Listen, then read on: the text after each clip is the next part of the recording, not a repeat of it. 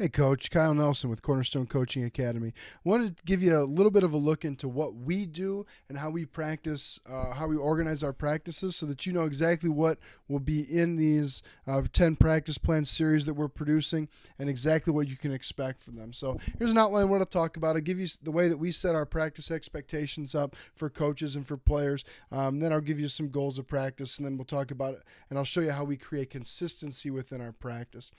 We do talk about with our assistant coaches about the expectations for practice. And part of this falls in the head coach as well, because we need to know and communicate our objective ahead of time heading in. And sometimes this has been a little bit of a struggle for me personally, because with coaching, with teaching, with having a family, with grading papers and all those kinds of things, the 1 to 2 hours a night I was spending creating practice plans, I didn't necessarily, sometimes I would get them done like right before practice. I wouldn't have them done ahead of time, wouldn't be able to get them to our coaches. And it just wasn't the best way for us to do things. So obviously you want to have a short-term plan, which is the practice plan. Now the great thing is I'm just going to be able to tell my assistant coach, hey, look, we've got practice plan number 6 coming up today. Why don't you go ahead and take a look at it? They can go right into our Dropbox, grab it, take a look at it, and then they're ready for practice as well. The long-term plan used to be that skill sheet that I showed you in the last video, but that is all taken care of now. No more writing, remembering what did we do, cross-checking it with the practice plan. All I've got to do now is pull the next plan in the series, because I know that everything is going to get covered, that no stone will be left unturned.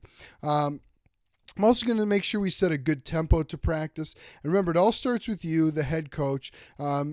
You want to make sure that you have an enthusiasm about yourself in practice. And just by taking away some of your outside work, I think you'll even find that'll allow you to be a little bit more enthusiastic, because you have a little bit more energy when you get to practice. So also make sure that we're there to coach. So one of my big pet peeves is when I see coaches standing off to the side while their players are doing something, and it doesn't happen often, but just make sure that you set that example for your players. Expectations of players. Obviously, we expect them to be coachable, try new things. We talk a lot with our guys about what it means to be coachable and what it means to listen and try to fit within a team concept. The third one is the really big one for us, and it's conditioning during practice. At the end of practices, we do not get everyone on a line and run 10 sprints. We don't put everyone on a foul pole and run 15 poles. We don't put everyone at home plate and run bases. And we don't do that. We condition during our practice. So there is a base running segment in there, but it is not a conditioning segment. It is base running. Our drills are fast paced. Our guys are expected to go very hard during our drills. Our guys are expected to go hard during base running. They're expected to run between stations. They're expected to go hard during their warm-up, which you'll see in just a second has some conditioning components to it as well. So there really is no need for us to get everyone on the line after practice. I feel like it's one of those things that if a player knows that's coming at the end, then they're going to dog something in the middle. Because if you know that you've got to run, and I'm just throwing this out there, 10 suicides at the end of practice. Okay, guess what? When I'm doing a defensive drill, and I know this is a basketball comparison, but I'm doing a defensive slide drill, I'm not going 100% because I know what's coming. And that's not going to be the case in this series. They're going to know that they can go hard all the time. They can get the most out of their practices, and it'll really benefit you and your program. So here's the components of the practices that we set up. First of all, we have a complete warm-up. It's a station-style warm-up. We warm up first with a baseball. Then we go into stations where we have a dynamic stretch. We have 2 agility segments. We have a shoulder program to help prevent injury, and we have a core rotation med ball program. And all those things are, they're warm-ups, they're movement preps, but they're also a little bit of conditioning so that they'll have better footwork in the game, so they'll be able to rotate better, their core stays stable, and so their arms will stay healthy throughout the season. Right after our warm-up, we go into base running. The reason we do it here is because if we put it at the end, it's viewed as conditioning. Right here, it's a drill. It's something we're doing to get better at the game. It's always in the It's in the context of base running. We are working on this specifically. After that, then we go into throwing. We have a 10 to 15 minute throwing program that we have. Pitchers have their very specific daily dozen, which you'll get in the plan. And then infielders and outfielders and catchers, they also have their own program where they get a little bit of choice with what they do, but they certainly do get to work to get better during the segment. This is not just throwing to get loose and the coaches go sit in the dugout and talk about what they're going to be doing on the weekend. This is coaches monitoring players very closely so that this is a very productive time for us. I had an old coach that told me that teams that play catch well will play defense well. And then we never really did very much playing catch. We'd play 2 minutes of catch, go in and hit. Our program is 10 to 15 minutes long, and it's going to make your players better.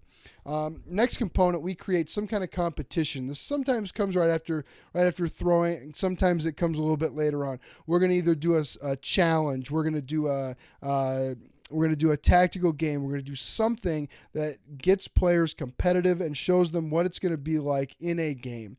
We also have fast-paced situational infields, which may be our fast-paced PFP. It may be our pregame infield, outfield. It may be our throwing sequences, something along those lines. It's going to get our players moving quickly. It's going to get them up-tempo, and it's going to get them better. A lot of times then we'll go into our individual position work. We might split the individual position work where infielders are working with a coach for individual defense, and another group is hitting stations with the cage. That just tends to work a little bit better for our facility. Hopefully you're more fortunate. You have a little bit bigger facility, more than one batting cage, but we only have one. So that splitting it this way tends to work the best for us. Then we go into a team defensive segment. You should really work some aspect of team defense every day, whether it's bunt defense, first and third, cuts and relays, squeeze, whatever the case may be. Maybe it's pickoffs, maybe it's winning run on third. Some aspect of team defense should be worked every day so that when you get into the game, you see this in the game. It hasn't been 5 weeks. Like I said, like I told you guys before, that is my reason for creating these practice plans, is so that it hasn't been 6 weeks since we've worked on a first and third walk-off, so that it hasn't been since the beginning of the year where we've worked on defending squeezes. Okay, so that's I think one of the great benefits of this series is that you're going to get your team defense rotation, and you guys are going to stay fresh at all these things throughout your season. If we do an on-field BP or a big batting practice segment or a big hitting station segment, we do this last because we know that kids like it. We know that even if they're a little bit drained, they're going to give their absolute best effort in batting practice. And our batting practice, even when we take it on the field, doesn't look like one guy hitting and 23 guys standing around. We have extra bunting stations set up. We have extra hitting stations set up. We have guys taking ground balls. We have outfielders getting live reads off the bat. And so that's really one of the benefits to the on-field batting practice, which will be included in one of the practice plans. And obviously, the way it's set up, I think you can include it in more if you choose, because you do get lots of reps. It's just not a situational thing, and it does take quite a bit of time depending on the size of your team.